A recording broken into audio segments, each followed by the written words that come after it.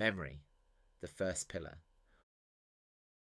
When most people think about memory, they imagine something stored in the mind, a collection of moments kept somewhere inside thought. The past in that view becomes a set of scenes that can be revisited like pages in a book. But memory, as the ghost movement understands it, is not something you go back to. It is something that moves through you now. It is not the past returning. It is the past revealing the shape it still holds in the present. Memory, in this understanding, is not an archive. It is a field, a living presence within and around you. It does not sit behind you waiting to be reviewed. It is woven into breath, gesture, reaction, hesitation, rhythm, posture, preference, fear, tenderness, ways of loving, ways of withdrawing. Memory is not only stored, memory is lived. When I say memory is presence, I mean memory is not what happened. Memory is what remains. It is the trace experience leaves behind, the resonance that shapes how the world is felt, the influence that colours how life is met without needing to be consciously recalled. You do not need to think about a memory for it to affect you. Many of the memories that shape a life do their work without ever appearing as images or stories. Memory is felt long before it is thought. Memory is responded to long before it is explained. Memory is carried in ways others may recognize even when you cannot. A person who grew up around shouting carries a different relationship to noise than someone raised in a quiet home. Someone who learned early on that affection could be withdrawn may carry tension even inside safe relationships. Someone praised for self-reliance may feel discomfort asking for help decades later. These are not deliberate choices. They are echoes of memory. Not memory as events, but memory as presence. Memory can be seen in the body. It can be heard in the voice. It can be felt in the atmosphere between people.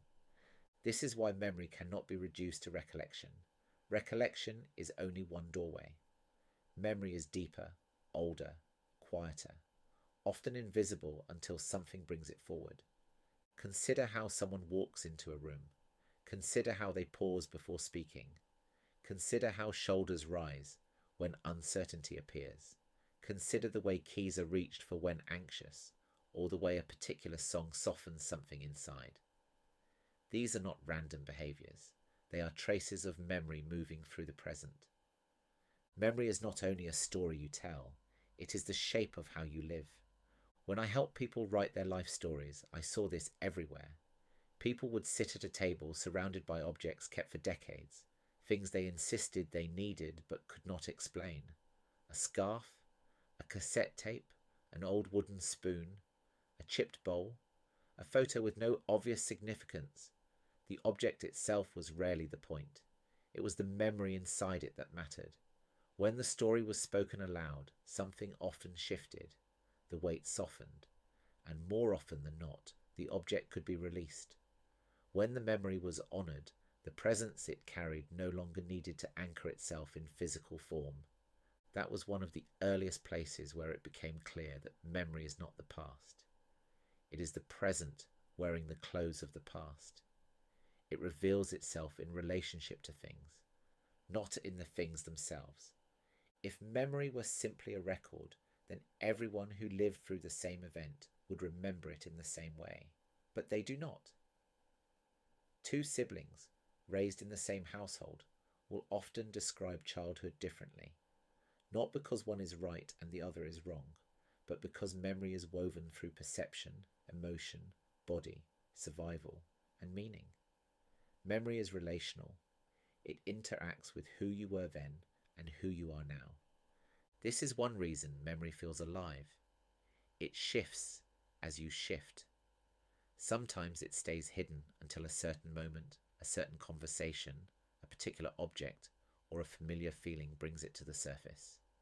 When it rises, it often arrives with the presence it has been carrying all along, the warmth, the weight, the ache that shaped you quietly over years. Memory is not passive. It is active. It participates in life whether or not it is consciously noticed. Think of the way the body reacts before thought catches up, when someone raises their voice, or when a familiar smell arrives from childhood. The response is instant. Tension or softening happens before a reason can be formed.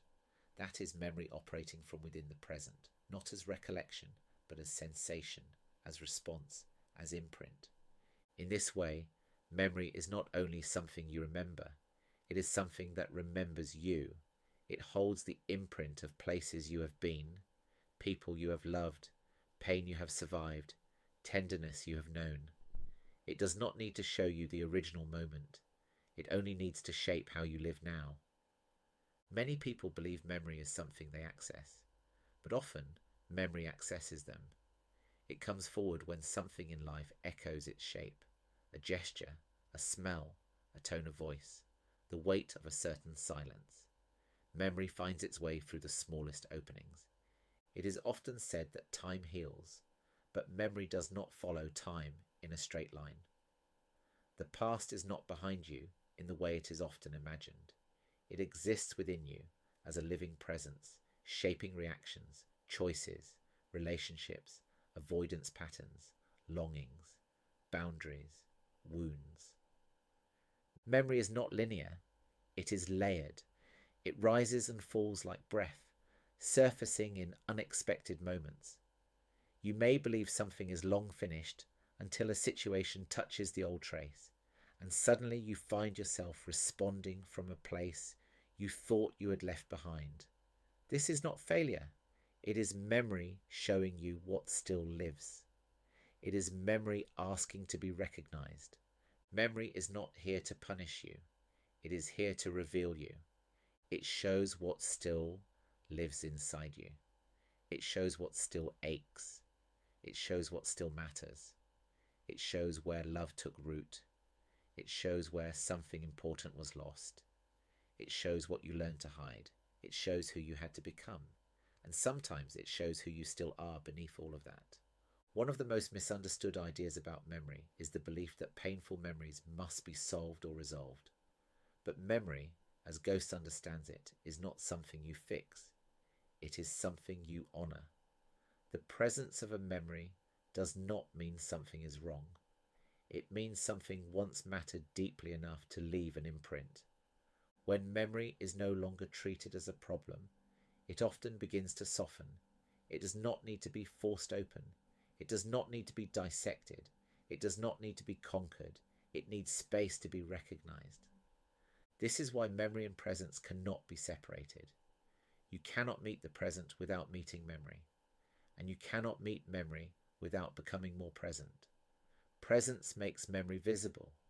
Memory makes presence meaningful. Imagine washing dishes, and a certain movement brings someone to mind, someone who once stood beside you. A soft ache appears in the chest. That ache is memory, not recollection, not nostalgia, but the presence of something that shaped you. The moment it is noticed, presence is already there, not as a goal achieved, but as a simple return. Memory is the field of experience reaching through time, touching the present. This is why memory stands as the first pillar of the Ghost universe. It is how life leaves a trace. It is how history, personal and collective, lives inside the body. Memory is not inside the mind alone. It is in breath, it is in sleep, it is in shoulders reacting to certain tones of voice.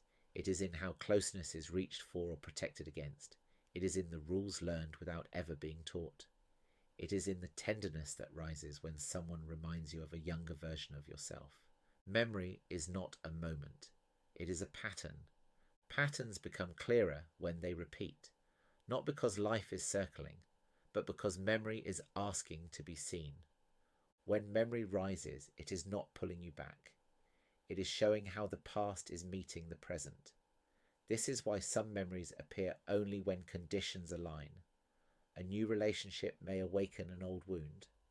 A birth may awaken a fear you did not know was still there. A street, a season, a voice, the way light falls in a room can bring something forward. This is not randomness. This is resonance. Memory waits for resonance because resonance is how the body recognizes meaning. This kind of memory cannot be reached by thinking alone. It is met by living. It is met by staying close enough to notice what is being revealed. Often, it is something simple, that you were once hurt and learned to protect yourself, that you were once loved and learned to soften, that someone shaped how you understand connection, that absence shaped how you understand longing, that joy shaped how you understand anticipation.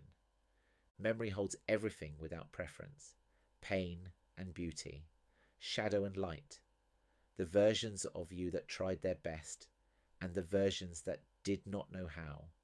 It holds fear, tenderness, failure, quiet victories, small moments of love.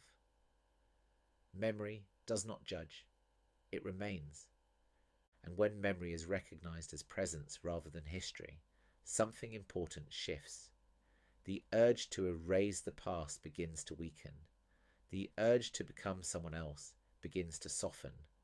What matters becomes simpler, staying with what returns without turning away. Memory is not a barrier to the present. It is a doorway. And when that doorway opens, the next thing that becomes visible is not a new technique or a new answer, but the simple fact that presence is already here, waiting beneath the rush.